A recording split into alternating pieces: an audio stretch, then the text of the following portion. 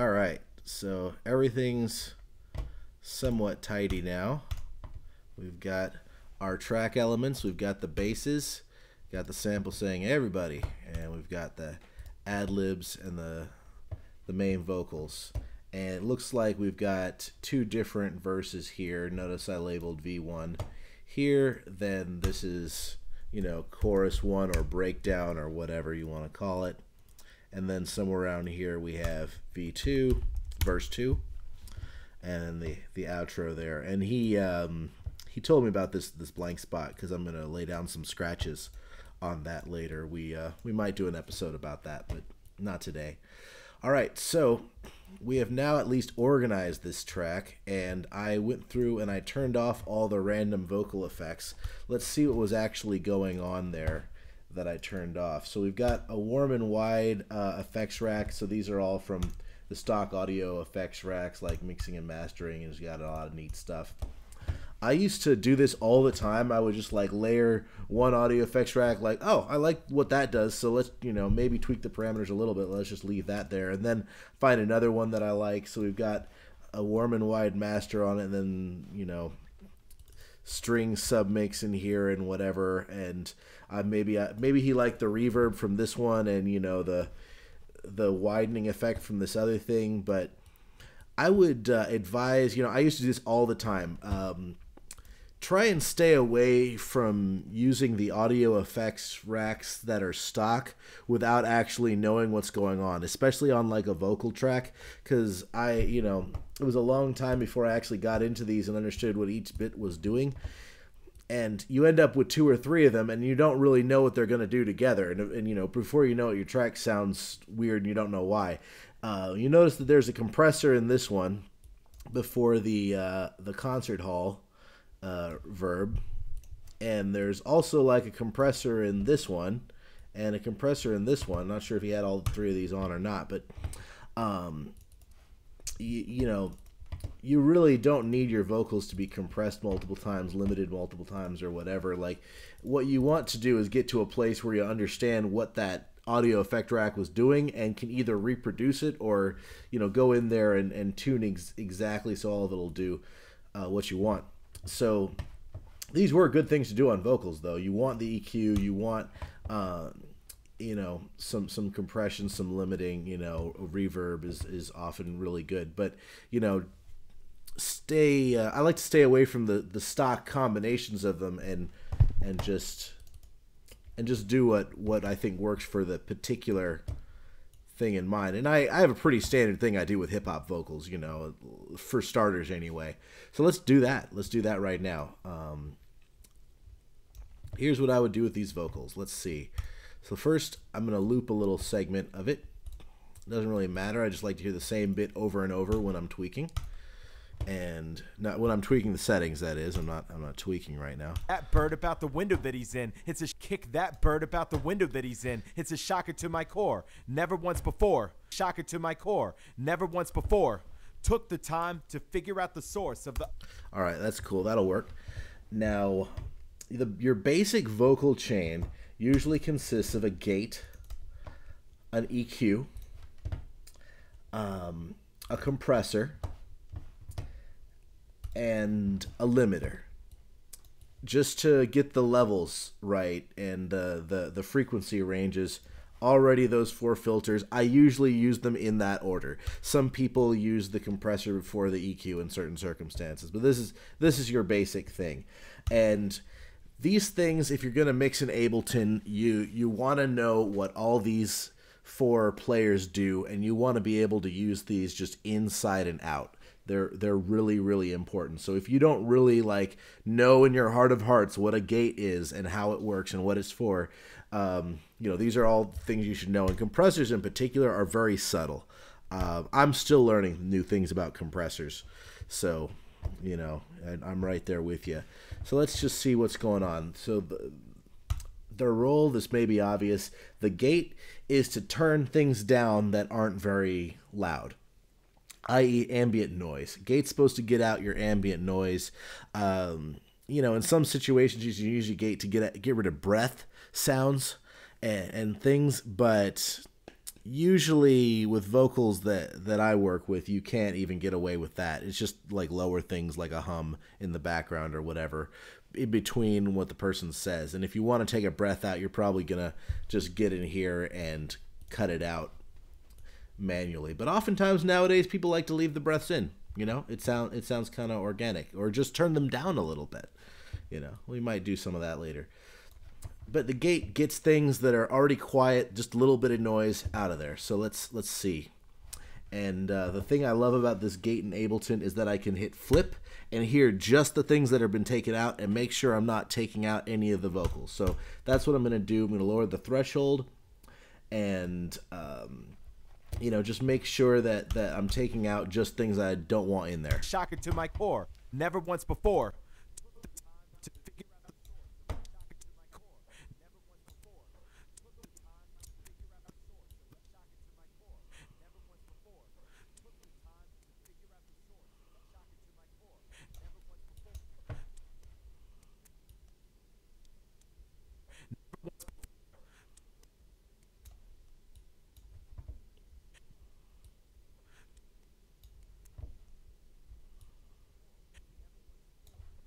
The time to figure out the source of the shock it to my core. Never once before. Took the time to figure out the source of the shock it to my core. Never. All right, cool. And the attack, hold, release settings, you know, those are kind of subtle. I'm not going to spend a lot of time on those kinds of timing settings with either that or the compressor today. So, you know, this would probably sound better if I spent some time tuning those. But, you know, the threshold is how quiet something has to get before it gets taken down. The floor is how much it gets taken down at that point. And the return is kind of what the gap is, you know, like how fast it gets taken down, whether it's just cut off or whether it's turned down a little more subtly. So that's what's going on there. And you can also sidechain these, which is super fun. Not in situations like this you wouldn't, but yeah. That's another episode. So we got our gate, let's say, taking out the ambient noise. The EQ is probably the most important part of almost any mixing. You know, EQs and compressors, it's all about those EQs and the levels. So this will probably resurface a little later too. You always want to have a vision for what part of the spectrum any sound, any track in your recording is supposed to be occupying. You know, is it going to be in the sub-range, 0 to 100? If not, you should take its sub-range out. And vocals usually have a lot of information there. Shock it to my core. Never once before. But is that information or is it just noise? It's probably just noise. Let's just listen to what it's got going on there. Shock it to my core. Never once before. Took the time to figure out the source of the... You know, mostly that's just boom, boom, a little bit of noise. You know, it starts to get information-y up in 100 to 300, so we'll probably leave that in. But, you know, typically you end up wanting to low-cut everything, maybe a little subtly or maybe drastically, who knows. You end up wanting to low-cut about everything other than your sub, you know, because the sub-range, there's not a lot of hertz in there. There's not a lot of dimension, not a lot of granularity to get much across. A subwoofer can't register much of anything properly except a sub bass, and anything other than the sub bass is going to muddy up the sound, and that's really true of any range. Just the most it's true with the sub. So if there's not information there, then cut that bit out. Let's see what else we got. Took the time to figure out the source of the shock it to my core. Never once before. Took the time to figure out the source of the shock it to my core. Never once before. Took the time to figure out the source of the shock it to my core. Never once before. So this guy's voice seems to resonate like there's a lot of stuff. There's a lot of information a little below and a little above 1K. Took the time to figure out the source of the shock it to my core. Never once. Everything else, not quite as important. Not as much information there. And what I'm doing here is called frequency scanning. This is maybe this is one of my favorite techniques for mastering vocals. You figure out what's important. Usually do a boost up here if there's a lot of good information up there, and you want to seek out bits that sound like crap when you turn them up, and you will then turn those down. And those are called the resonance points. Let's look for some resonances. Took the time to figure out the source of the shocker to my core. Never once before. Took the time to figure out the source of the shocker to my core. Never once before. Took the time to figure out the source of the shocker to my core. Never once before. Took the time to figure out the source of the shocker to my core. Never once before. Took the time to figure out the source of the shocker to my core. Never once before. Took the time to figure out the source of the shocker to my core. Never once before. Took the time to figure out the source of the shocker. So, sorry, it's jiggling back and forth. I think that might be the screen recording software messing with me or something. But that's a resonance point, I think. Took the time to figure out the source. Like I don't like the way that sounds. So I found it with a really big peak, but I'm gonna create a little bitty trough to like kind of tone it down a little bit. Took the time to figure out the source. And this is the sort of thing you don't notice it overtly when it's in the mix, but it makes a big difference, actually. It allows you to turn the vocal up without it sounding bad. And there are going to be others. Took the time to figure out the source of the shocker to my core. Never once before. Took the time to figure out the source of the shocker to my core. Never once before. Took the time to figure out the source of the shocker to my core. Never once before. Took the time to figure out the source of the shocker to my core. Never once before. Took the time to figure out the source of the shocker to my core. Never once before. Took the time. Now I'm going to link to a video where they go a little more in depth on frequency scanning and tuning vocal EQ. So I'm not going to spend a whole lot of time on this guy right now, because there's better explanations, and I'll just move on. But this isn't necessarily the final version. Took the time to figure out the source of the shocker. And oftentimes a little high shelf will do good things. A lot of good information, and hip hop mixes are often a little bit shy of high range, so bring it out where it's going to shine, so you can get a better feeling track. But of course, I don't want to do that to just this main vocal track, because there's a bunch of main vocal tracks. So let's actually just take this guy. Let's take this little vocal strip, put him on main vox. And now it will apply to all of these guys, and that's cool. Now next, after the EQ, we've got our compressor. Be sure you turn the makeup off. That's the first thing I do. The next thing is I try to move the threshold down so that I will get about 6 dB of gain reduction, just visually. So if I boost the output by 6 dB, then it stays roughly the same. So let's try that. Shocker to my core. Never once before. Took the time to figure out the source of the shocker to my core. Never once before. Took the time to figure out the source of the shocker to my core. Never once before. Took the time to figure out the source of the shocker to my core. Never once before. Took the time to figure out the source of the shocker to my core. Never once before. Took the time to... And you can see that's the gain reduction. Took the time to figure out the source of the shocker to my core. Never once before. Took the time. And we got about 6 dB of gain reduction, because it stays about the same overall level when we from in to out with that. And we can A/B it with the compressor on and off to see if what it's doing. Shocker to my core. Never once before. That's Took with. the time to figure out the source. Here's without. Took the time to figure out the source of the shocker to my core. Never once before. Took the time to figure out the source. Took the time to figure out the source. So if you can master EQ and compressors, you can make almost anything sound good. So, learn a lot more than what I'm telling you about those things, and especially the attack and release settings I'm not going to spend any time on right now. Now, limiters. I like to put limiters at the end of every track, pretty much. And ultimately, and different people do this different ways, but I like to get every track coming out at 0 dB. So we're going to do its ceiling there, and we're just going to crank the gain until this thing's ceiling comes out around 0. Took the time to figure out the source of the shocker to my core. Never once before. So we got a little bit of gain reduction. That means we've hit 0, and a little bit's fine. You don't want a whole lot of gain reduction; it'll squash it, unless for creative reasons you want to squash it. But we don't want it right now. Took the time to figure out the source of the shocker to my. So that would be too much. Took the time to figure out the source of the shocker to my core. Never once before. Took the time to figure out the source of the shocker to my core.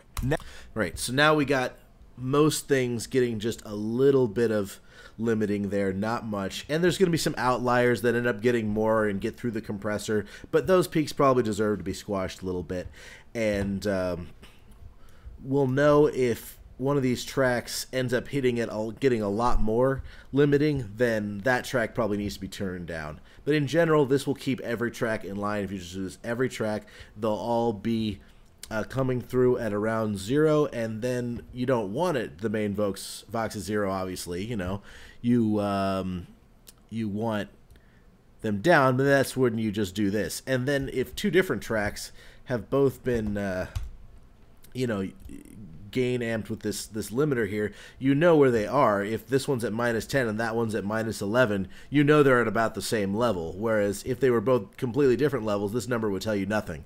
So that's one of the reasons I really like doing this. It makes things sit better and it makes, you know, good things. Shout out to Bass Gorilla. That's where I learned that. You know, go check them out. They've got a million awesome videos. So cool. So that's what we got, our basic thing. Now, what everyone likes to do with vocals typically is a little bit of reverb, and you could do this right here, or you could do it on a return track. And he happened not to use any return tracks here, so I'll go ahead and illustrate that. So return tracks are awesome. They just house effects, and you can take every individual track or a group track and pipe more of it through that return track to get that effect. So it's like an effect you can reuse. And, you know, I'm a programmer. I love reusable components and stuff. It's sort of in our DNA. So I'm going to do the vocal reverb with that. So let's start with small room. That's usually somewhat reasonable. Now, he was using like a huge, almost concert hall reverb on the vocals. Maybe it calls for that, maybe it doesn't. But let's just solo the main vocals. And on this return track, I've got, it's a little easier to see in this view. The sends, right. So that's the opposite of returning, is sending it to these tracks, right? So this dial A will send whatever track I hit the dial on to return track A, and they're grayed out the sends on the return tracks themselves. If you happen to want to send one return track into another, you can enable that. I almost never do that. And make sure you've got dry wet at 100 on anything you put in a return track typically, because the dry wet part is going to be controlled by how much of it you send in. So if you don't know how to use return tracks, I just sort of showed you how, but look into that. That's a very fundamental feature of Ableton. Important stuff, and great for having like one reverb, you know, one delay over here, and sending a little bit of everything you want to get some of that to that same one. And that brings a track some cohesion if they've got some of the same effects on different elements that might have come from different sources. So, for example, this reverb. So let's solo the main vocals. Listen to some of that. That he's in. It's a shocker to my core. Never once before. And I'm going to add some of this reverb. Took the time to figure out the source of the shocker to my core. Never once before. Took the time to figure out the source of the shocker to my core. Never once before. Took the time to... And if you give it a little pre-delay, then it tends to interfere less with the actual sound. This input processing is pretty useful. Often you'll low-cut everything that comes into a reverb, because low frequencies don't always reverb very well, especially your sub-range. You don't want any verb on them at all. I'm going to get a little even more intricate than using this input processing. I'm just going to put an EQ before it because it's a little easier to manage. So let's just low cut coming in. Took the time to figure out the source of the shocker to my core. Never once before. Took the time to figure out the source of the shock. So the decay time is one of the most important bits of a reverb. Let's see what happens when we play with that. Took the time to figure out the source of the shocker to my core. Never once before. Took the time to figure out the source of the... And then the size. Took the time to figure out the source of the shocker to my core. Never... So I kind of like the way that sounds, but you don't want to make your final reverb decisions on a soloed version. You want to make them in the mix. So we'll revisit this in the mix. Let's try it real quick. Well, that's not loud enough at all. We'll have to turn a bunch of stuff down. For now, let's just turn up the vocals. Took the time to figure out the source of the shocker to my core. Never once before. Took the time to figure out the source of the shocker to my core. Never once before. Took the time to figure out the source of the shocker to my core. All right, so that's a reasonable amount of reverb to have on a vocal, I think. You know, we can revisit it later, but that's how you can add a reverb with that. One of the other things that's really common to do on a main vocal is either a chorus effect or a delay, or both. And in particular, you might have a shorter delay, which is sometimes called a slap, or you might have a longer delay where you actually hear the echo, echo, echo, like a repeat. And a slap is very similar effect to a chorus. I'm in the mood to do like a slap delay rather than a chorus. I usually wouldn't do both. They have a very kind of similar effect. So let's try putting in a delay just so we can play with that. That's real fun. And we're going to do simple delay. There's also filter delay, which does like EQ tricks along with it and stuff. Sort of a combination of a simple delay and an auto filter. Took the time to figure out the source of... So remember, this is in return track B, delay. I'll abbreviate it DEL. And you can have different delay on the left and right track. I'm not going to do that right now. We'll just do one, link them so they're the same. And put this, remember, all the way wet because it's a return track. Now let's start dialing it in. Took the time to figure out the source of the shocker to my core. Never once before. So it could be really long. Took the time to figure out the source of the shocker to my core. Never once before. Took the time to figure out the source of the shocker to my core. Never once before. Took the time to figure out the source of the shocker to my core. Never once before. Took the time to figure out the source. So that's really cool. So a longer delay might actually work on this track, but right now I'm looking to just add a little short delay, like a slap, also called a tape delay because of the way they used to make it with analog tape, threading a machine around. Like I never was involved in obviously recording in the 70s and 80s, so I shouldn't really speak about it, but tape delays were a really cool concept they came up with. And a lot easier to do now. So usually those hover like between 60 milliseconds and like 150. So instead of syncing this with the beat, let's just dial it in. And usually shorter ones work a little better on hip-hop tracks, I think. Let's just listen to that. And it's not going to be an exact number of beats, you know. It's just going to be sort of mood of the track type thing. Took the time to figure out the source of the shocker to my core. Never once before. Took the time to figure out the source of the shocker to my core. Never once before. So with the track, let's try a little longer of a slap, 100 milliseconds. Took the time to figure out the source of the shocker to my core. Never once before. Took the time to figure out the source of the shocker to my core. Never once before. Took the time. Let's turn down the instrumental a little bit so we can hear what's going on. See, I selected them all, turned them all down together. That's kind of fun. All right. Took the time to figure out the source of the shocker to my core. Never once before. Took the time to figure out the source of the shocker to my core. Never once before. Took the time to figure out the source of the shocker to my core. Never once before. Took the time to figure out the... At the moment, I like it around 80 milliseconds, but, you know, that's subject to some debate, probably. So we'll have just a little bit of that, not that as much as I have right now. Took the time to figure out the source of the shocker to my core. Never once before. Took the time to figure out the source of the shocker to my core. All right, and notice I don't have the feedback on. For a longer delay, you often would have feedback. For a slap delay, you probably don't want any feedback. Let's see what would happen if I did that. Took the time to figure out the source of the shocker to my core. Never once before. Took the time to figure out the source of the shocker to my core. Never once before. So that's what a slap with feedback on it sounds like. That's a totally different effect. You know, you might want that for some special thing. Probably not for your main vocals the whole time. All right. Took the time to figure out the source of the shocker to my core. Never once before. Took the time to figure out the source of the shocker to my core.